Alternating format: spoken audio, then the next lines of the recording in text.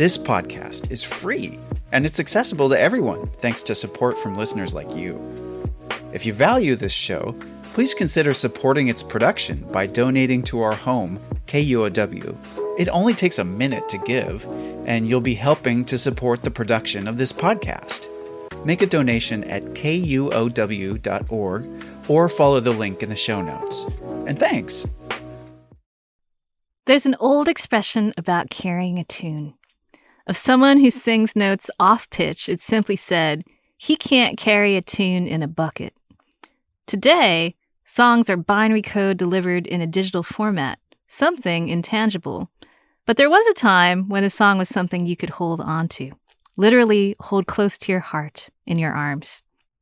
What would motivate a person to carry a song? Take the subject of one of photographer Dorothea Lange's historic images. The photograph was made in the months after Executive Order 9066 was signed into effect during World War II. President Roosevelt's order authorized the relocation and incarceration of all people of Japanese ancestry.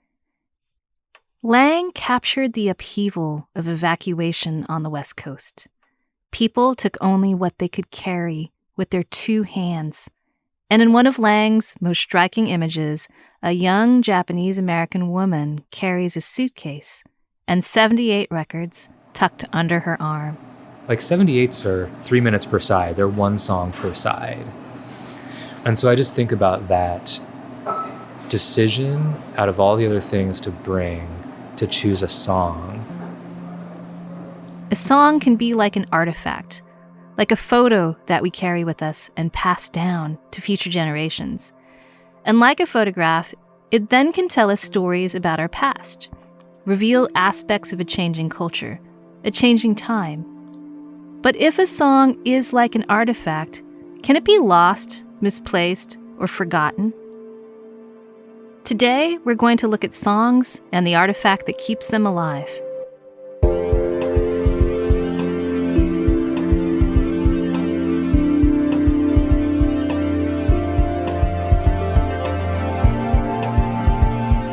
This is The Blue Suit, a podcast about the commonplace things that touch our lives and the uncommon people that transform them into something remarkable.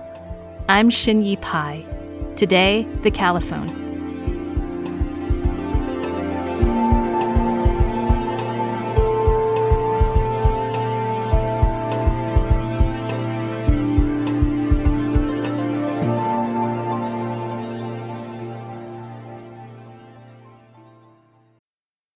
I'm Alex Schwartz. I'm Nomi Fry. I'm Vincent Cunningham, and this is Critics at Large, a New Yorker podcast for the culturally curious. Each week, we're going to talk about a big idea that's showing up across the cultural landscape, and we'll trace it through all the mediums we love. Books, movies, television, music, art. And I always want to talk about celebrity gossip, too. Of course. We hope you'll join us for new episodes each Thursday. Follow Critics at Large today, wherever you get podcasts. Hey, my name's Claire McGrain, and I'm a producer for Seattle Now, KUOW's local news podcast. There is a lot happening in our region, and it's a lot of work to keep track of it all. We'll get you caught up on the latest news and take a deep dive into something happening around the city, all in under 15 minutes. Get a morning walk-in or grab a cup of coffee and start your day with us. Learn something new and connect with our city by searching for Seattle Now wherever you get your podcasts.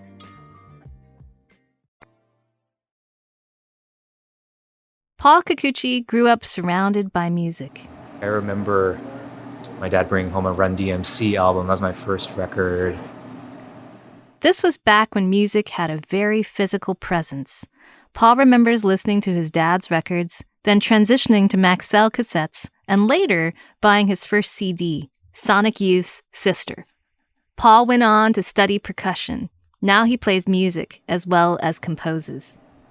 Paul knows music can be ephemeral, but he knows it can also be physical, tangible. Developing my own musical taste and putting songs together on a mixtape was such a formative thing for me when I was getting into music. Paul is the artist behind the songs of Nihon Machi. It's an audio listening station installed at the Panama Hotel Tea Room. Visitors can play and listen to vintage Japanese records by interacting with his project. I chatted with Paul at a cafe table next to his audio installation. Visitors can walk up and select from a small collection of records to play on an old-school Califone. A Califone is a motorized turntable. With today's streaming technologies, the act of placing a record on a player may feel like a total novelty. The idea of the exhibit is that visitors to the cafe can come in and get a cup of tea and visit, and then can come over and choose a record from the stack of records to put on the player and listen to. The experience transports the visitor to another time, engaging them in the act of playing and listening to music from more than 75 years ago.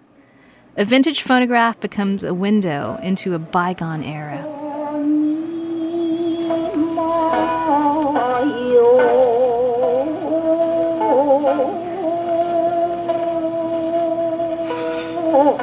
Paul's interest in record collections reaches back to his great-grandfather. Zenkichi Kikuchi left his village of Kurodasuke, Japan in 1900 to relocate to the United States. Leaving behind economic depression, it was his plan, as the oldest child in his family, to earn his fortune and return home. But that never happened. Instead, he settled in eastern Washington and farmed and started a family. Paul knows some of his story because Zenkichi left behind a handwritten memoir. In his journal, Zenkichi documented the plants and growing conditions he observed as a farmer, alongside the differences between American and Japanese agricultural practices. He also reflected on his hopes and dreams, like traveling to Seattle to meet his future wife, a picture bride who came all the way from Japan to marry him, sight unseen. So for me, that's been a real gift to get to know him. He died before I was born. And so the memoir it's just been a fascinating window in his life. But his great-grandfather also left behind something else that has helped Paul imagine his family's history, his record collection. I'll pull it out here so you can see what it looks like. Let's see, there's 5 records. What a small record collection. I remember seeing this for the first time being like, wow, this was his music collection. Zenkichi's records are collected together between faded and cracked red cardstock album covers. A series of record sleeves are bound together like pages in a book. Within each sleeve is a shiny black disc with a round center label neatly printed in Japanese script. So these records are post-war. They're late 1940s, early 1950s. So I'm imagining that he picked them up at a shop like Chihara Jewelry, which was one of the main shops in Japantown here that sold records. I am imagining that he would come over and drink in bars and hang out and who knows what else. These records allowed Paul to imagine who his great-grandfather was, his weekend routines, his collecting habits, and how he grew his song collection.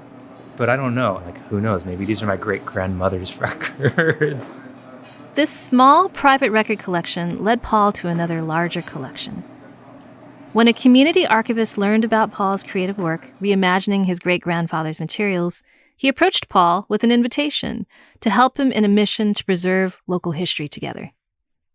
The Japanese Community Cultural Center of Washington archives records of the Japanese American community.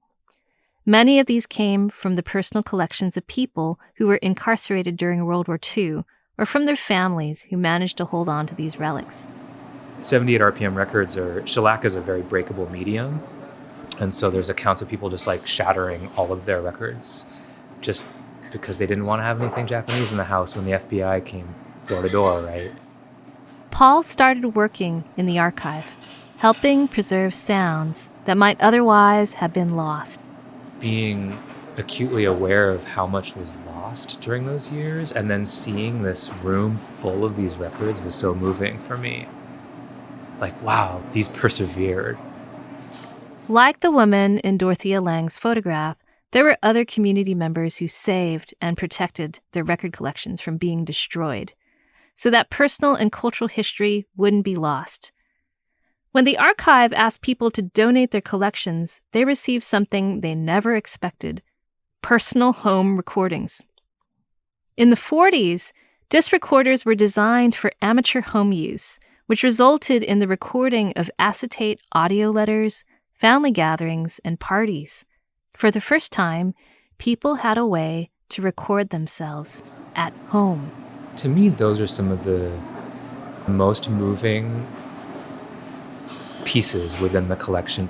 You get to be a fly on the wall, listening in to what was happening in households.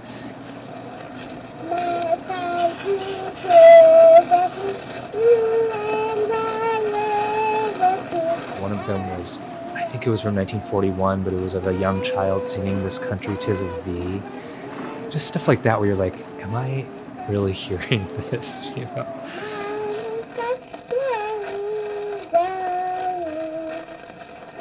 My country, 'tis of thee, sweet land of liberty, of thee I sing.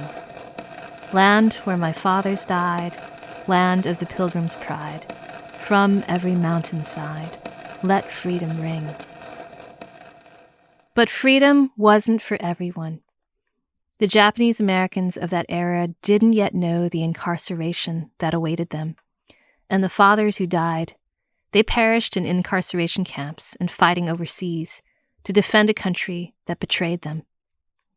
This archive of music, words, language, and memory opened up a whole new area of exploration for Paul. It just all of a sudden blew up my conception of how many stories there were to be told. Like, I'd been thinking of it so personally and so much about my family story, and all of a sudden realizing that our community's story was there to be told.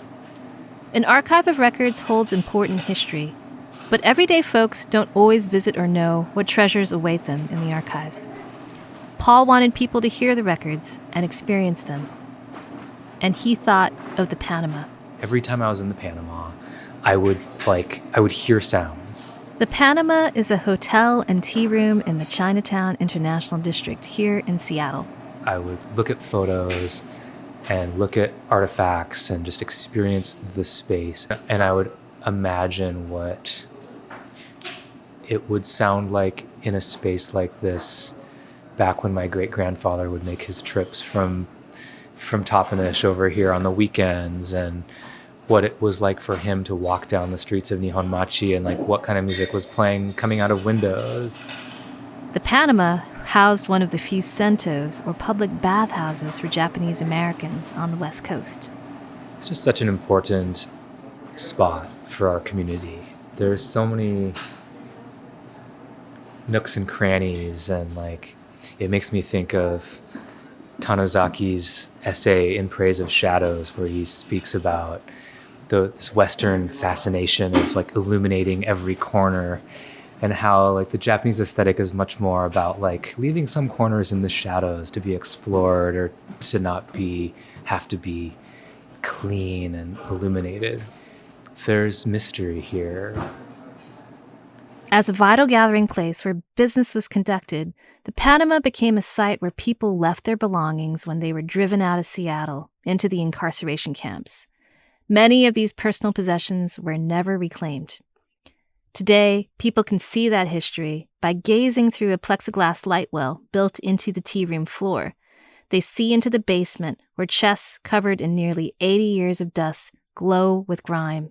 Inside these trunks are kimonos, household objects like teapots, and personal papers like an unfinished handwritten missive.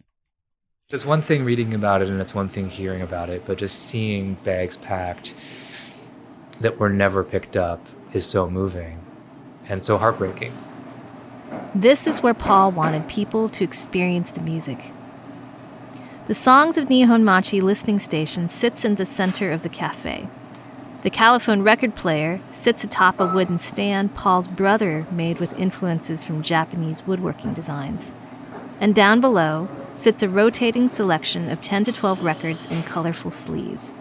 I really wanted visitors to be able to have a tactile experience, being able to hold the records and just set it down on the platter and get the platter spinning and drop the needle on there. It's such a unique experience. A stack of records are just abstract objects without the technology that can bring them to life. Even with their eye-catching album art that suggests a certain mood, the experience is incomplete until the music is unlocked and activated. Paul likens it to a Japanese tea ceremony. The cracks in a raku drinking vessel become more distinct when offset by foamy bright green matcha tea. A ceramic tea bowl feels unexpectedly lightweight when grasped in two hands. The nuance of gesture and ritual is so amazing. There may be some parallel to just that feeling of pulling the record out and placing it down, and each of those little steps along the way. Should I do it? Yeah, do it. I've never done this. I don't know what I'm doing. Awesome. I handle the record by its edges, like I often saw my father handle his own record collection, to avoid smudging the 78 with my fingerprints. It's spinning. Okay, lift this. So it comes to your left. If I were even more careful, I'd probably blow away any dust before placing the platter on the turntable. I lift the needle of the Califone to place it on the spinning disc.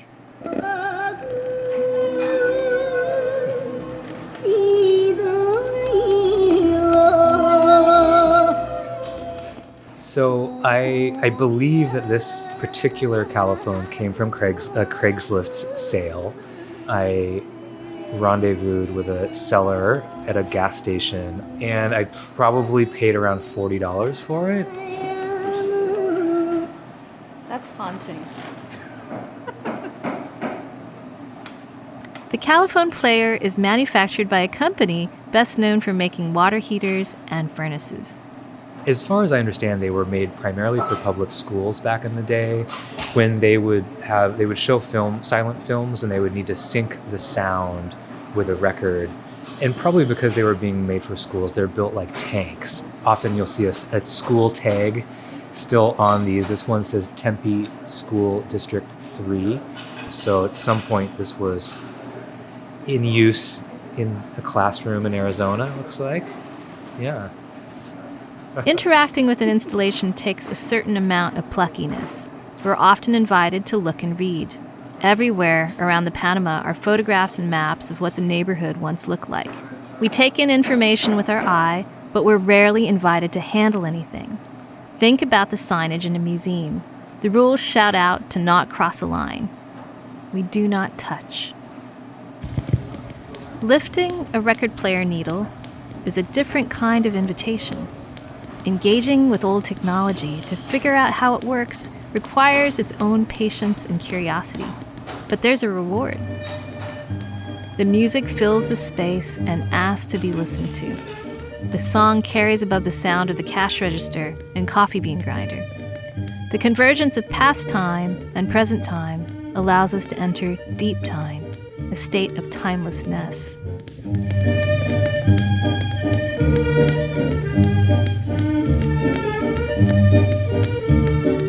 Paul's great-grandfather's record collection gave him access to his family's experiences from another time. And Paul has carried that music with him, both as physical records and in a musical album he created.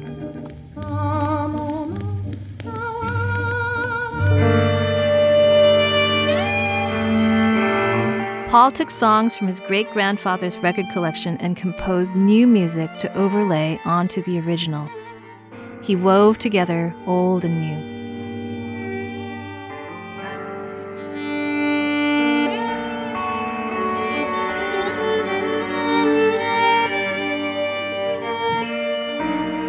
As a person who isn't fluent in my ancestors' native language, I'm very aware of all that's been lost within one generation.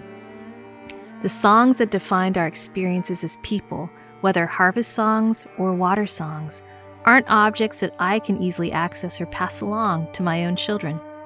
The songs that my parents carried with them when they left Taiwan are unknown to me. And so as someone interested in activating historical artifacts to unlock memory, I think a lot about the poems and songs that I choose to keep and carry.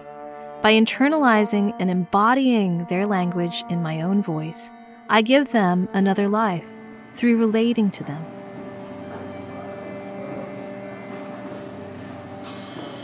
I think often about what is lost or what isn't kind of circulated or handed down through the generations. I wonder if there are any specific songs that you collect or you consider kind of like part of what you carry with you. Wonderful question.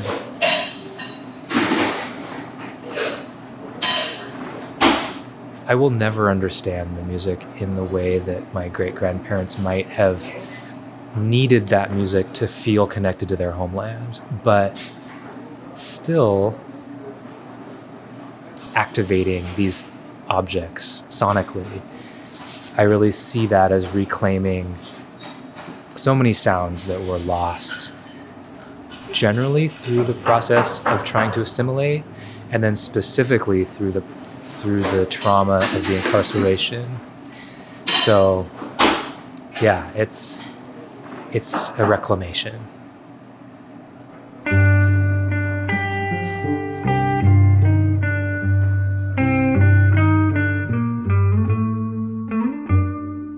Turning back to Junichiro Tanizaki and its praise of shadows, the famous essayist once wrote, "We love the color and sheen that call to mind the past that made them." Speaking of something touched over and over again, he described the gleam produced through a thing being handled, the glow of grime, the sheen revealed by shadow. We turn the mind towards where light never fully reaches, to recover what we choose, to bring back into the light and to call our own.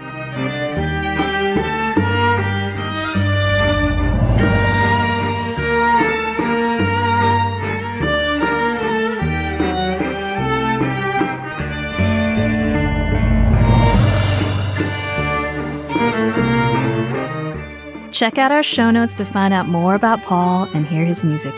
Next week's object is the blue suit, the namesake of our show.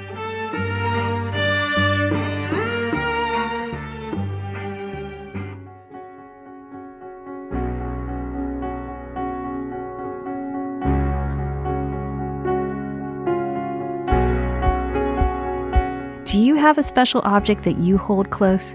Share it with us on Instagram. Tag at KUOW and use the hashtag BlueSuitPod. The Blue Suit is produced by KUOW in Seattle. Our host, writer, and creator is me, Shin-Yi Pai. Whitney Henry Lester produced this episode. Jim Gates is our editor. Tomo Nakayama wrote our theme music. Our production team includes Michaela Giannotti, Tio Popescu, Hans Twite, Melissa Takai, and Brendan Sweeney. Special thanks to the Windrose Fund for their financial support. I hope you're enjoying the Blue Suit. If you are, tell a friend. Rate us on Apple Podcasts. It really helps us get the word out. And thanks.